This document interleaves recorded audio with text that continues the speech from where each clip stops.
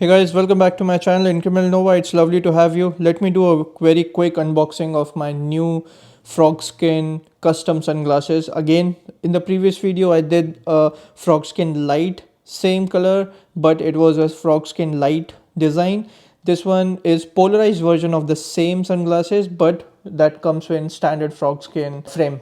So let's see what comes in the box. If you open the box, this is a hard cardboard like box. Once you open, you will get this nice piece of envelope which says welcome to the community, etc. Let's keep that aside. So these are the glasses that comes in the box, and let me quickly open that. This box is very lightweight paper material.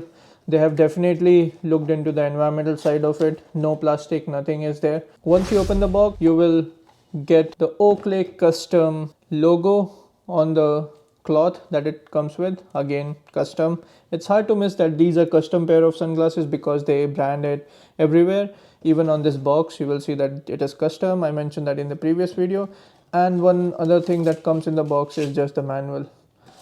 So let me show you how are these lenses different from the other one that we unboxed recently. So when you open this, as you can see, it is a complete frame. It's not a Frogskin Lite. These are standard Frogskin design. Stems are similar, matte black with white Oakley logo on both the sides.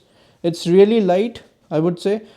Obviously Frogskin Lite is, I think, little lighter in weight, but it's hard to determine the difference between them when you're wearing them.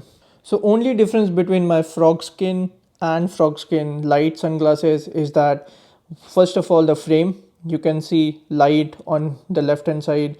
On this side is a half frame. It's not the complete frame, it is light. And on the right you will see that it's a complete frame that covers the glasses completely. So that's the design difference. Other than that, you can get polarized version in these ones.